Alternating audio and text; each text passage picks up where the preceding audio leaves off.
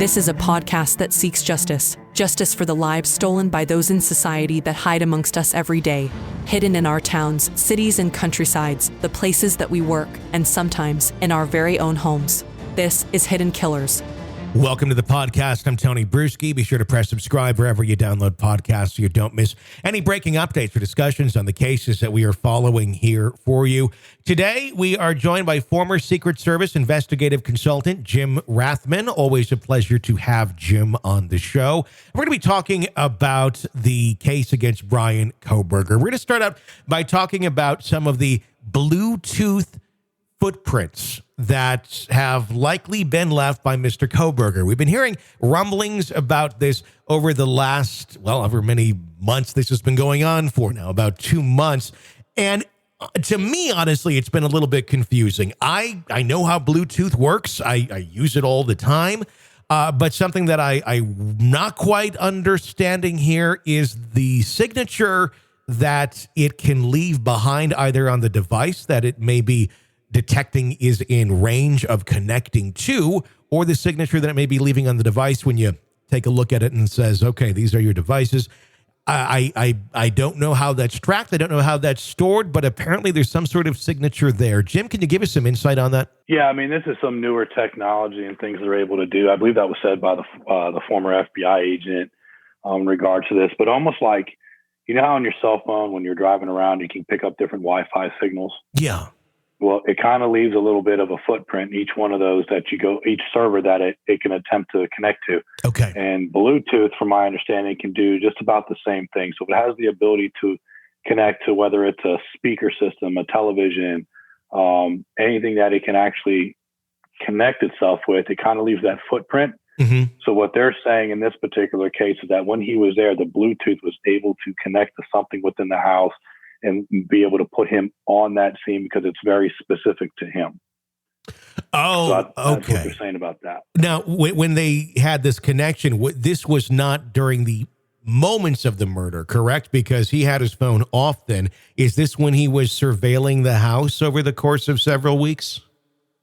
Correct, because he turned his phone off at the time that he committed the crime, but he was reported to have been driving around there that night where they got him driving up and down the road, making his U-turn, suspicious parking. He did a 3-point turn somewhere, I think, within 25 minutes of committing this disgusting crime. And so that would have been the footprint he was leaving around that time. Then he turned his phone off, so therefore he would technically leave no trace, but he left plenty of evidence along the way at that point. So essentially what they're saying is if you go into the inner workings of the Bluetooth device and on the log of what's been accessed, if you look at like probably a text file or something, it's going to show you timestamps and the name of the device that saw it, basically. Not necessarily connected to it, but it saw it and it gave a message onto his phone as this is within range to connect to, should you want to. So we're probably all doing this everywhere we go all the time.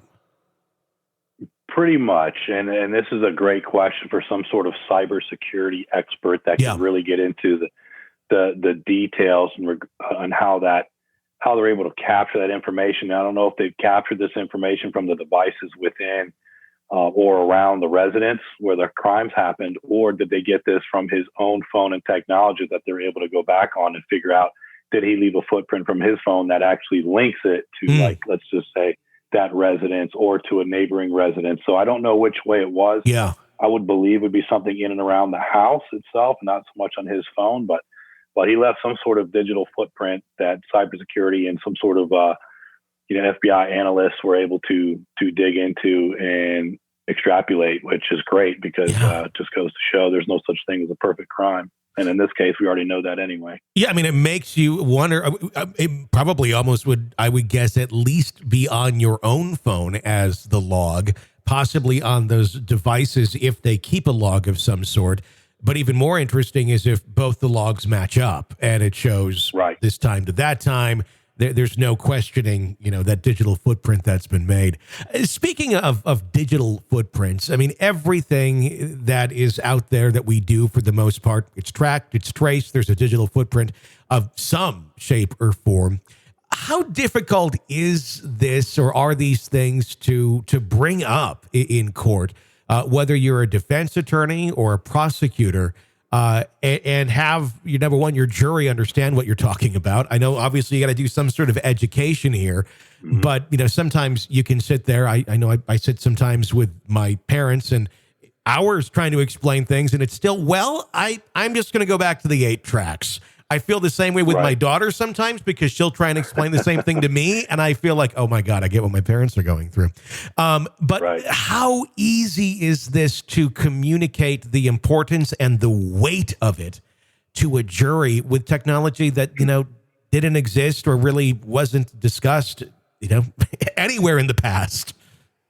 Right. Well, that's it's a great question. And that is something where the skill set of the prosecutor really needs to ask the questions correctly in order to get the jury to understand. So the expert witness that he's going to have up there on the stand can go ahead and start explaining what is the distance away from the residence that it needs to be in order to pick up, so that we can put him within a certain range, right?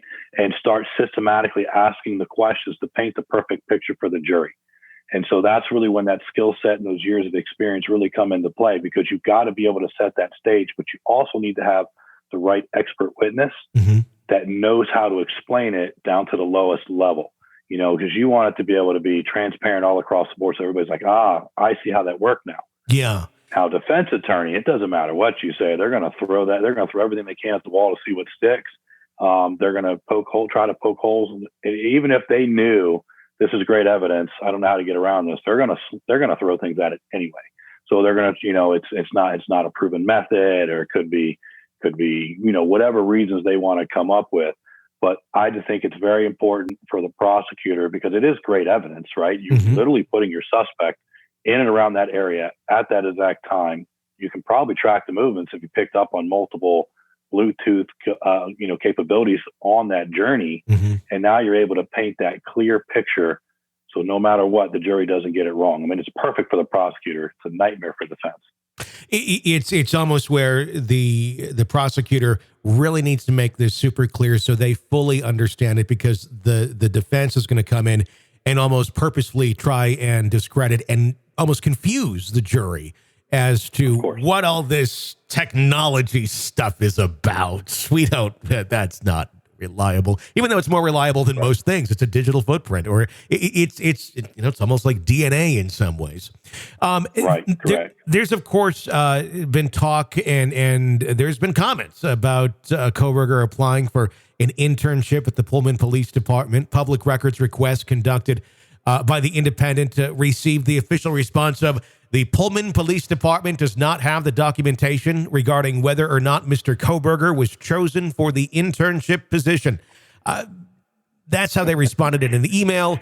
Is this intentionally vague? Are they looking to answer with no actual answer? It's not like they knew this was an alleged murderer at the time who was wanting the internship at the police department. They don't want to take any claim whatsoever to this guy applying even for the position, let alone if he got it. So, yeah, this was purposefully, in my opinion, I could be wrong, but purposefully, we don't know anything about this, or if he got the position, and we're just going our hands off of it, because the background checks wouldn't have gone so well with that either. I wouldn't want him associated with my department either. So, I don't see them taking claim to it. That's for sure. But I don't blame them either. If he did get the position, because we don't know either way really right now, if he did or did not, is that information that would eventually come out in discovery or something? Would they not have to at some point? I would imagine the prosecutor or defense, somebody is looking at this for some sort of advantage in this case. Well, there's always going to be a paper trail. I mean, he would have had to have applied for it online, so there would be email exchanges, applications submitted. So I would imagine when they did the search warrant on his place, plus what they did at the parents' house, if he brought the computer with him at that time, they've meticulously gone through every single file on there. So I do think it'll come out at some point or another of exactly what files were on that computer. They'll know who he's applied to, what the correspondence was. So I'm sure that link will come out at some point or another. But I can't blame the department for wanting to be as hands-off as humanly possible with whatever application he's submitted for any position with them. I wouldn't want him cleaning the floors, let alone being a part of any investigative or having any intel to any type of investigative cases coming up. That's a scary thing, because that's something that they've talked about a little bit of, well, if he did have the position, what sort of information would have he had access to? Did that play a part in any of this? So, I imagine we'll just have to wait to see if anything comes out. Typically when you have an intern, they're just out there, an intern. So they're Sure. running different paperwork, making copies, putting together, for instance, if their shift changes, let's say they have an A shift and a B shift. So when you come on, a lot of times we'll have a hot sheet for stolen vehicles. They might have we refer to as BOLOs, be on the lookout for whatever might be vehicle, missing person, suspect for a particular case. So they're kind of putting that stuff together. They might get to go out and do some field rides periodically where they get with a field training officer and they're allowed to go to little things, but they're not going to be in the interrogation rooms. They're not going to be able to stand there and listen to a detective's talking to somebody about, a homicide or a robbery. They're not going to be on any of the crime scenes. They're not going to let them within that tape to do so as an intern. So usually the background check is relatively soft. It's just going to be, have you had any prior arrests? Maybe a psychological exam, which would have been interesting if he had done that, and just kind of see what comes of it. But for the most part, it would have been relatively soft, not as in depth if he was an actual officer or a detective or anything like that. Jim Rathman, always a pleasure to have you on, former Secret Service investigative consultant.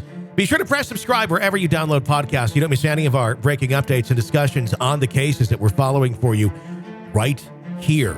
You can follow me on Twitter at TonyBPod. Until next time, for all of us, I'm Tony Bruschi. Thanks for listening.